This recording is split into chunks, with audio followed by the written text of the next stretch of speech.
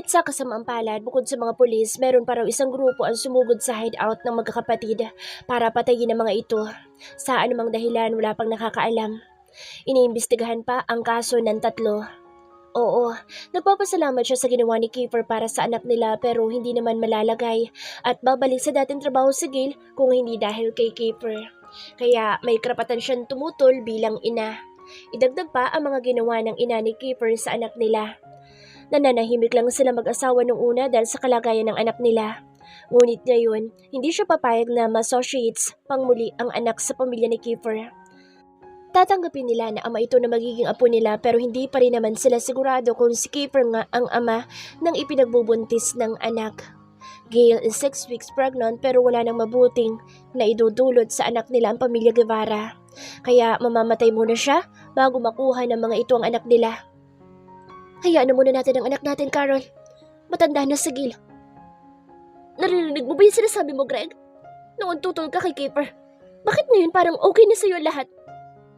Dahil hindi na sana natin kasama ngayon ang anak natin kung hindi dahil kay Kiefer. Pero kasalanan niya kung bakit nalagay sila sa sitwasyon nila ngayon, Greg. Napapikit si Greg na sinapo ang noo. Nandun na tayo. Pero isinugal ni Kiefer ang buhay niya para sa anak natin at sa magiging apo natin na hanggang ngayon nag-aagaw buhay pa rin sa loob ng ICU.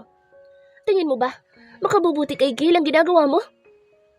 Maras na napabugan ng hangin si Carol na pinalis sa mga luha. Napabuga din naman ang hangin sa Greg na niyakap ang asawa. Tita, Tito, sa maniwala at sa hindi po kayo, pero mahal na mahal po ni Kiefer si Gail. Ani Marco, saksi po kami mag-asawa. Hindi po masamang tao si Kiefer. May mga bagay lang siyang nagagawa na hindi maganda pero ginagawa lang po niya iyon para makatulong. Malaki din po ang utang na loob namin kay Kiefer, tita. Tito, kung hindi dahil sa kanya, baka hanggang ngayon laman at usap-usapan pa rin ang skandal namin ni Marco noon. Nahihiyang wika ni April. Madalas po silang nag-aaway pero sa huli ang isa't isa pa rin ang laman ng mga puso nila. Bigyan niyo po sana sila ng chance na patunayan iyon. Wika pa ni Marco. Umiling si Carol na suminghot pa. Sinaktan ni Crystal ang anak ko. Wika ni Carol. Kaya magdusa sila ngayon. Mariin pang dugtong ni Carol. Honey, saway ni Greg. Fine, hindi na ako magsasalita pero wag mo akong pipigilang makaalam. Hahayaan kong si Gail ang magdesisyon pero umasa ka na gagawin ko ang lahat para tutulan kung anong relasyon ang meron sila. Babae ang atin, Greg, kaya karapatan nating mabili ng sasamahan ng anak natin. Sikmat ni Carol sa kainis na hinablot ang bag. Saan ka pupunta, honey? Diyan lang ako sa baba. I need to breathe. Wika lang ng ginang. Maaari bang dito muna kayo? Pakasamahan ng anak namin. Susundan ko lang ang tita Carol niyo. Tumango naman sila mag-asawa. Agad namang sumunod palabas ang tito Greg nila. Hindi ka pa pwedeng tumayo, Gail. Baka makasama sa baby mo. Saway ni April nang gusto yung bumangon ni Gail, pero agad ding humiga nang maalala ang kalagayan niya. Under medication pa siya para kumapit daw ng husto ang baby nila at kung paiiralin niya ang katigasan ng ulo niya, baka mawala sa kanila ang baby niya. Kaya napabugan ng hangin si Gail. Housekeeper. Inilipat na siya sa recovery room kanina, pero under observation pa rin siya. Hindi pa rin siya nagkakamalay. He's not in critical condition but there is still possible complications, sabi daw ng doktor after niyang maoperahan sa liver. Kaya sa ngayon, let's just pray na makayanan itong lahat ni Kiefer. Wika ni Marco. Nasapo naman ni Gail ang puso na manipis pa lang. Kilala naman natin si Kiefer. Masamanda mo yun kaya I'm sure gigising din ang taong yun sooner or later. Kaya huwag ka na mag-worry, Gail. Baka makasama sa baby niyo. Muling napabugan ng hangin si Gail. I permanently leaving the underground once Kiefer wakes up. Matatag na turan niya. I will leave everything behind, magising lang siya. Napakagatlabi si Gail para pigilan ng mapaiyak. Tinapik naman siya sa balikat ng pinsang si Marco. Masyado ka mahal ni Kiefer para hindi niya gustuhin na magising. Lalo pat alam niya magiging daddy na siya. Noon pa man, gusto ka na niyang pikutin. Tura ni Marco na pilit ngumiti para palakasin ang loob niya. Alam mo ba, noong kasal namin, ang lakas ng iyak niyan. Kasi miss na miss ka na niya. Hindi ka niya makita. Kinulit talaga kami mag-asawa. Baliw na baliw sa'yo mo kung na iyon kaya malabong lisanin niya ang mundo.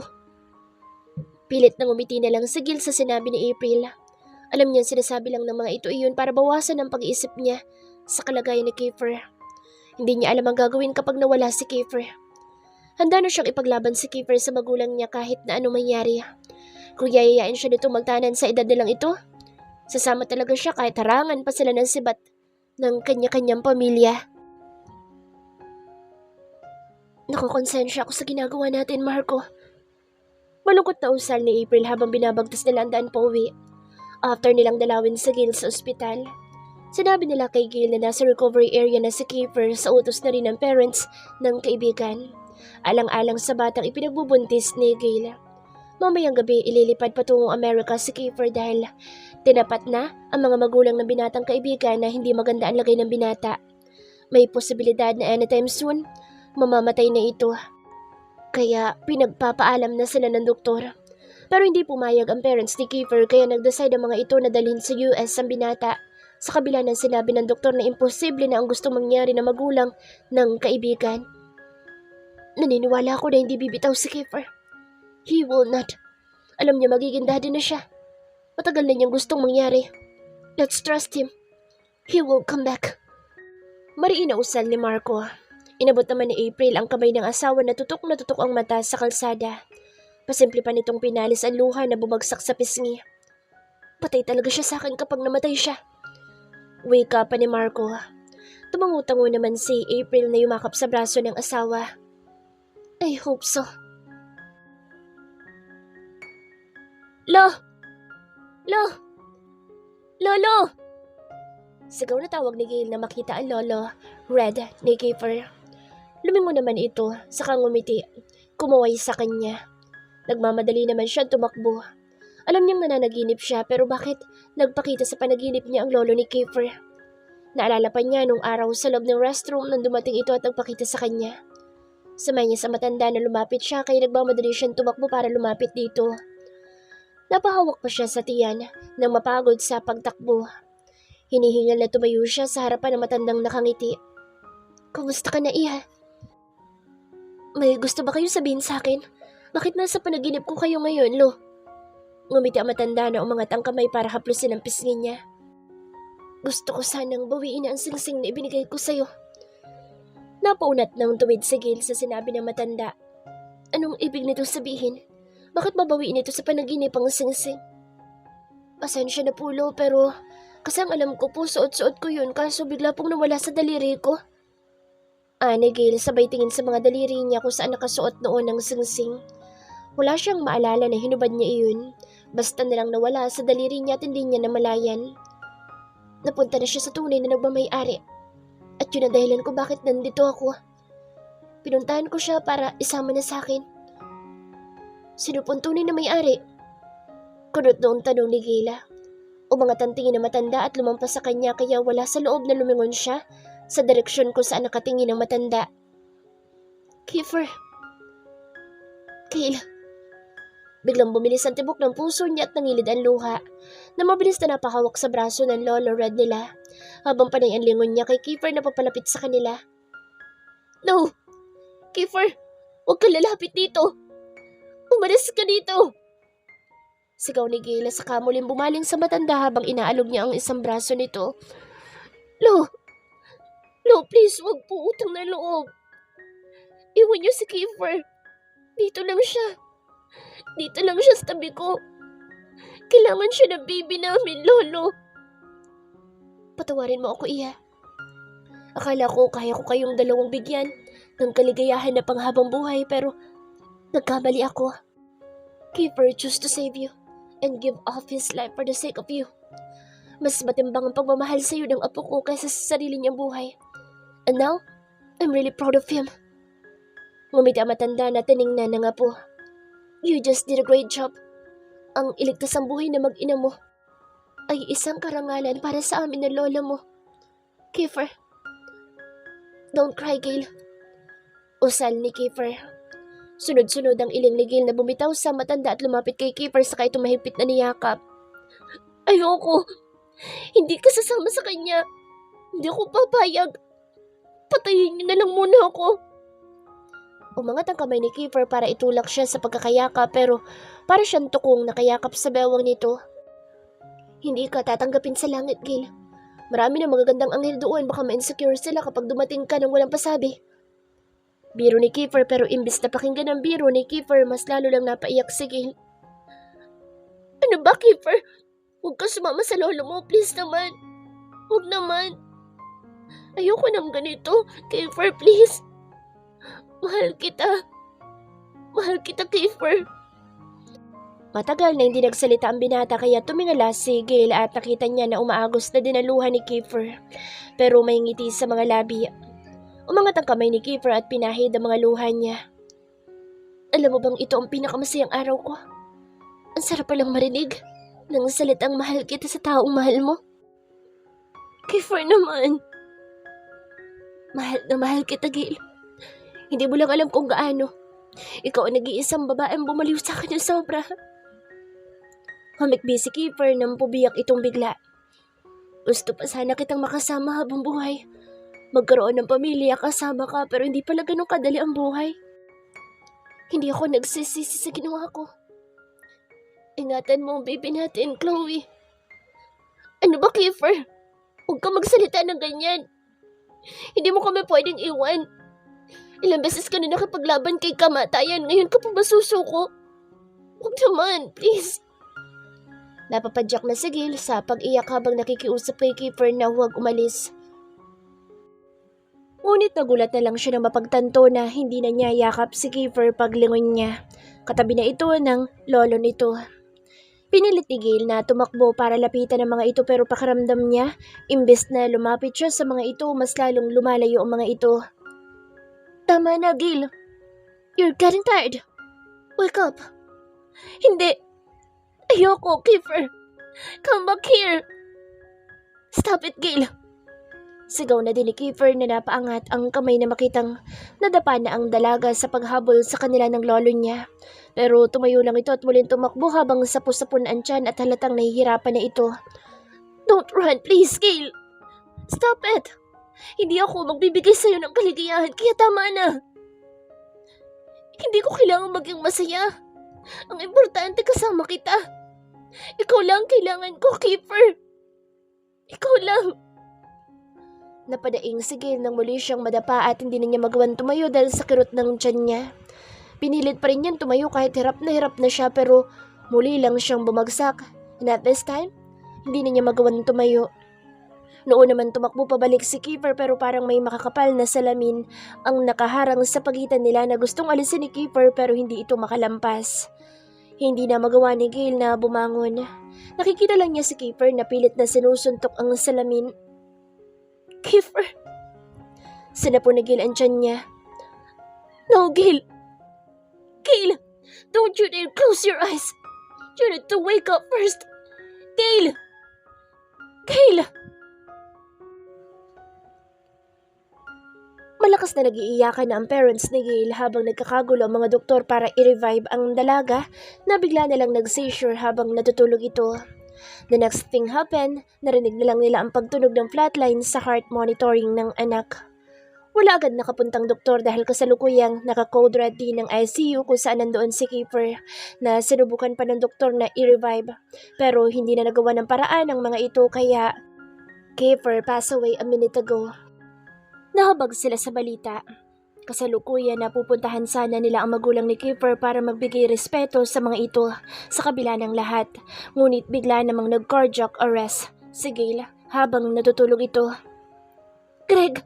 Ang anak natin! Hindi ko kaya na mawala ang anak natin, Greg! Hiyaw ni Carol na kulang na lang maglupasay sa sahig.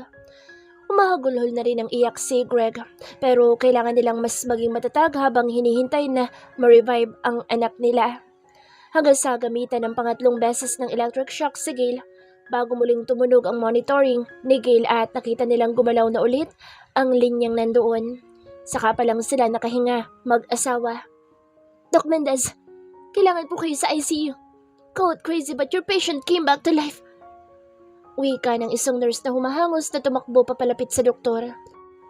Agad naman tumakbo ang doktor after ibilin sa isa pang doktor si Gil. Nagkatinginan silang mag-asawa sa narinig. Agad na nilapitan nila ang anak. May sinasabi ito ngunit mahina kaya kinailangan pa nilang ilapit ang tenga para marinig. Come back! Come back! Come back! Take me with you! Come back! Gail, anak! Gail! Tawag naman ni Carol sa anak na hinahaplos ang buhok. Stable na ulit ang heart rate ni Gail ngunit nag-request ng panibagong mga laboratory test ang immediate doctor ng anak dahil sa nangyari. How is she, tita? Tito. Bungad agad ng mag-asawang Marco at April nang dumating sila at humahangos na pumasok sa loob ng kwarto ni Gail. After nang malaman na kanina lang daw, i-declare ng patay si Kiefer. Kaya humahangos na agad silang nagtungo sa hospital ngunit pagdating nila ng ospital, nagising na daw si Kiefer ng ilang minuto after na i-declare ng doktor na patay na ang kaibigan. Isa daw iyong himala. Pero mas kinilabutan sila nang marinig sa mga nurse na after na ma-declare na patay na si Kiefer, bigla naman daw nag-cardiac arrest ang babaeng kasabay na ipinasok ni Kiefer, who happened to be Gail. Kaya agad silang tumakbo sa kabilang building dahil sa narinig. Stable na ulit ang lagay niya. Inihintay lang namin ang mga lab result niya. Sakalang nakahinga ang mag-asawang Marco at April. Si Kiefer ba yung tinutukoy ng mga doktor na nabuhay? Mahinang tanong ni Carol habang nakatingin sa anak na natutulog. Opo, tita. Sabi po ng mga doktor is daw po yung himala na mahirap i-explain through medical. My daughter came back to life again. Halos nauna lang ng ilang minuto si Kiefer nang atakihin naman si Gail. When Kiefer came back, Gail came back too. Mabigat ang balikat na napabugan ng hangin si Carol. Gumising ka lang, anak. Maging okay ka lang, hindi na ako tututol sa inyo ni Kiefer. Basta maging okay ka lang, anak ko. Pangako ni Carol sabay halik sa noo ng anak habang pinisil naman ni Greg ang kamay ni Gail. Nakatingin sa harap ng full-length mirror si Gail. Halata na andyan niya. It's been 5 months at pinayagan na sila ng doktor niya na ma-discharge sa ospital na 5 buwan din nilang naging tahanan. Maayos na lagay ng baby nila ni Kiefer. Stable na ang kapit nito kaya pinayagan na siya lumabas ng ospital pero parang ayaw niyang umalis dahil nandoon pa rin si Kiefer na hanggang ngayon ay hindi pa rin nagigising from coma. Pinayagan na siya ng magulang niya na dalaw-dalawin ang binata.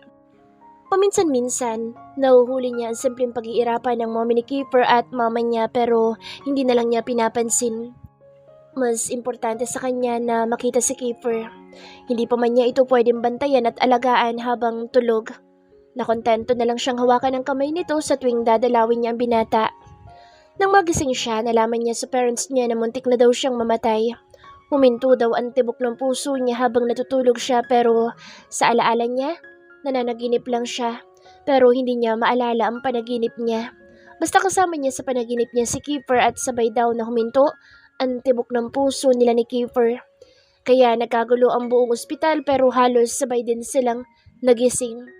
Pero si Kiefer, after nitong imulat ang mga mata, muli lang daw itong natulog at hindi na ulit nagising pa. Natitiyak niyang nakikipaglaban si Kiefer sa kamatayan para sa kanya. Kaya maghihintay siya rito kahit gaano pa katagal. Hindi siya aalis sa tabi nito gaya ng pangako niya. Ngayon, kaya na niyang makatayo at makakilos ng maayos. Siya na ang personal na mag-aasikaso dito. Sila ng baby niya. Walang makapipigil sa kanya kahit na sino. Are you ready to go home, anak? Bungad ng ina nang pumasok sa kwarto niya sa ospital. Ngumiti lang siya ng bahagya. Hindi ako sasamang pauwi, ma. Dito lang po ako kasama si Kiefer. Halatang nagulat ang ina at hindi ito sang-ayon sa gusto niya. Iha, merong personal nurse si Kiefer and beside, lagi nandoon ang mommy ni Kiefer. Hindi ka kaila. Gusto ko na sa tabi niya ako kapag nagising siya, mama. Pero Gail, buntis ka at hindi Ma, mula noon hanggang ngayon, naging mabuting anak naman ako, hindi ba? Bawat hilingin niyo sinusunod ko naman. Wika ni Gail. Eksanang napasukan ng papa niya na napatingin sa kanya. Sana kahit ngayon lang, ako naman ang hihiling na hayaan niyo ako makasama si Kiefer. Kami ng baby niya. Gawin mo ang gusto mo, Gail. Kung saan ka masaya. Pero ingatan mo palagi ang sarili mo. magiging mommy ka na din. Kaya may buhay kang dapat na ingatan.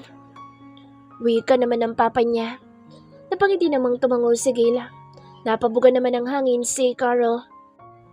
Ma, tawag ni Gail sa ina na halatang ayaw pa rin pumayag pero sa huli napilitan na din itong tumango. Mag-iingat ka sa mommy ni Kiefer. Hindi ko talaga siya gusto noon pa man. Napipilitan lang ako dahil mabait ang papa ni Kiefer. Pairap na sagot ng ina. Ngumiti naman na lumapit si Gail sa parent niya at sabay na niyakap ang dalawa. I love you. Thank you for everything. Kiefer, gising na. Malapit na akong manganak, bakit tulog ka pa rin? Usal ni Gail habang minamasahe ang katawan ni Kiefer. Utos yun ng doktor nito para daw hindi ma-stuck ang nerve ng binata upang kapag daw nagising na si Kiefer hindi ito mahirapang kumilos. Hindi mo ba ako namimiss? Tanong pa niya sabay buga ng hangin. Magsasalita pa sana siya nang bumukas ang pinto at pumasok ang ina ni Kiefer. Tumingin ito sa kanya sabay bumuga ng hangin. Hindi ka ba nagsasawa sa ginagawa mo, Gail? Tanong ng mommy ni Kiefer sa kanya. After nitong ilapag ang dalang prutas na usually naman siya ang kumakain gaya din ng utos nito at ng ama ni Kiefer. Madalas siyang pagalitan ng ina ni Kiefer dahil lagi siyang nahuhuli nitong nagpupuy at kababantay kay Kiefer. Although, tinanggap naman ng mga ito na anak ni Kiefer ang bata sa sinapupunan niya. Gusto pa rin ng mga itong makatiyak kung si Kiefer ba talaga ang ama. Kaya nag-request sa mga ito ng DNA test pag lumabas na ang bata na labis na maikinagalit ng parents niya. And worst, hindi pumayag ang parents niya na makasal sila ni Kiefer. Kahit pa mapatunayan na si Kiefer ang ama ng baby niya.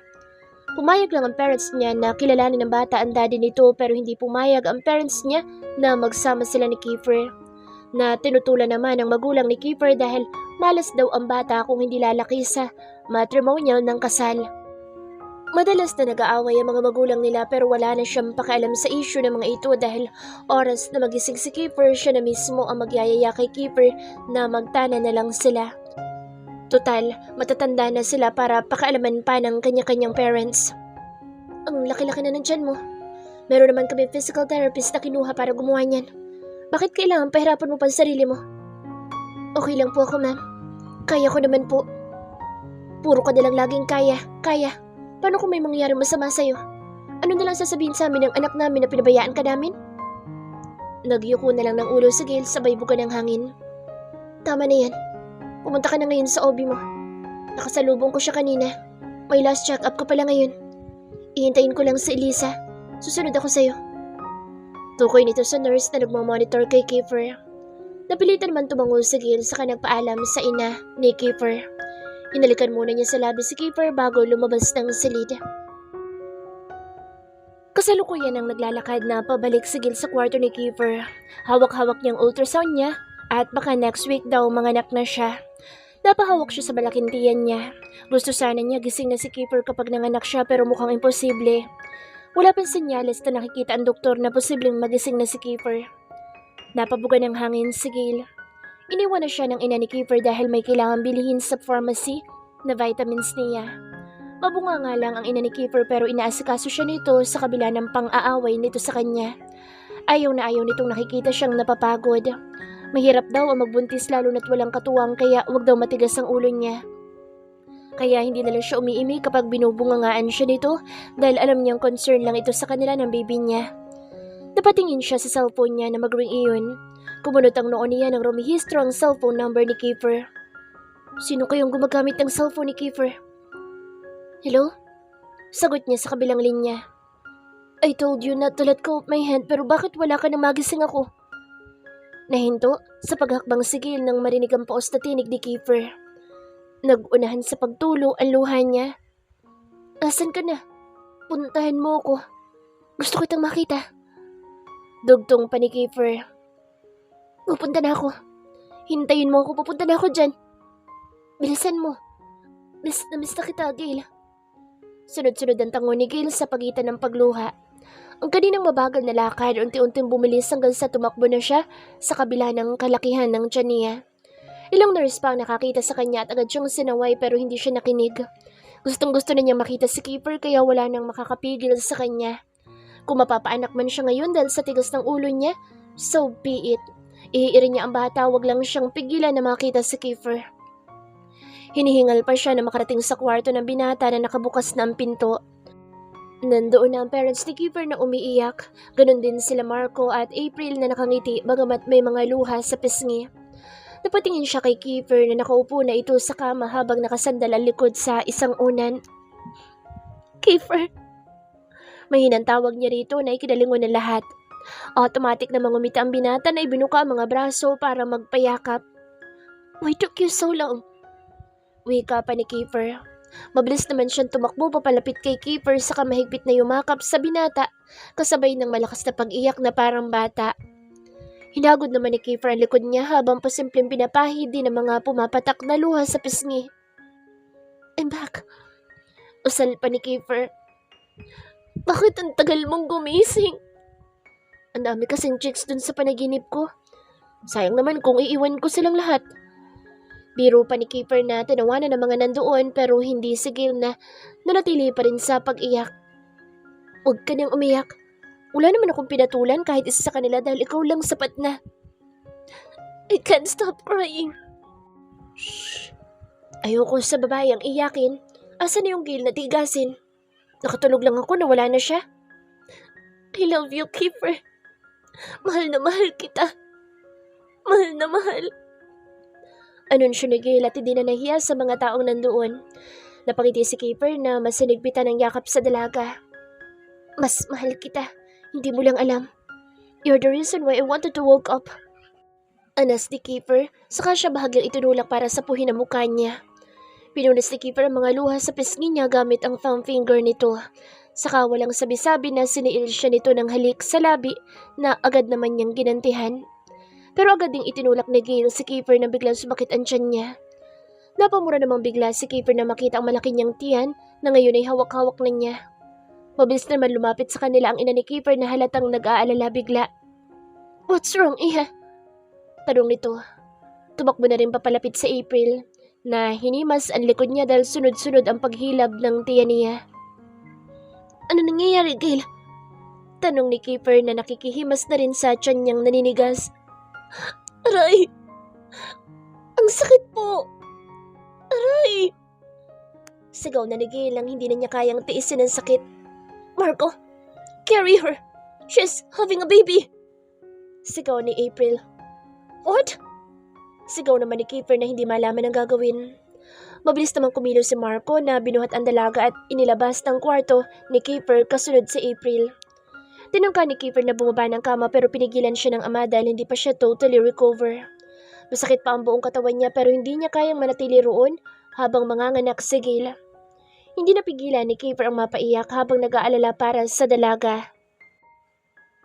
What? DNA test for what? Halos sigaw ni Kiefer nang marinig na nag-uusap ang magulang niya at magulang ni Gil sa harap ng NICU. Tulak-tulak naman ni Marco ang wheelchair niya sa tabi niya, si April. I'm sorry, son, pero mabuti na sigurado tayo. Kung sa'yo ba You doubt my child? Of course not, iho. Gusto ko lang naman kasing Your mom doubting our daughter. Simple as that. But don't worry. There is no DNA tests are going to happen. Hindi namin kailangan ng approval niyo para sa apo namin. Uso na ngayon ng single parents at kaya namin buhayin ang apo namin kahit walang tulong galing sa inyo. Wika ni Carol. Marahas namang napahinga si Kiefer at napakuyom ang mga kamay. Kasalukuyan pang nasa delivery room si Gil at wala pang balita kung okay lang ang dalaga. Pero ang parents nila, nagtatalo na para sa DNA test ng anak nila. Walang DNA test na gagawin sa anak ko. Sa anak namin ni Gil. Kami ang magdidesisyon ni Gil para sa anak namin at sa buhay naming dalawa. I beg to disagree, Kiefer. Hindi ko gugustuhin na magkaroon ng lola na tulad ng mommy mo, ang apo ko, na wala nang ginagawa kundi alipustahin ang anak namin. Magpasalamat ka, mahal ka ng anak namin kaya nananahimik kami. Pero kung makikialam pa rin ang nanay mo, hindi naman ako papayag na manahimik lang habang pinagdududahan niyo ang anak ko. I'm sorry po, Tito. Tita. Mabilis na paumanhin ni Kiefer sa magulang ni Gil. Wala akong masamang intensyon dito. Bakit pakiramdam ko ang sama-sama ko? Gusto ko lang namang makatiyak. Wala ako. Tama na, Cristel. Matanda na ang anak natin. Kagigising lang niya from coma at kakapanganak pa lang ngayon ni Gil. Hindi ba pwedeng ceasefire muna alang-alang sa mga anak at apo natin? Wika ni Axel. Tama. Wala pa tayong balita, Carl, sa anak natin.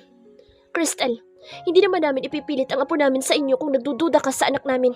Pero sana naman kahit ngayon lang tumigil muna kayo sa pag-aaway. Wika naman ni Greg sa kabinalingan si Kiefer. Siguro naman alam mo na hindi masamang babaeng anak ko.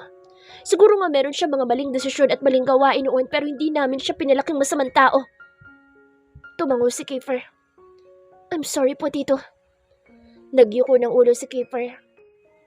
Hindi naman na umimik ang mga ina nila ni Gil na mga tumalikod na lang. Ilang minuto pa bumukas na ang kulay berdeng kurtina sa isang salaming bintana ng NICU.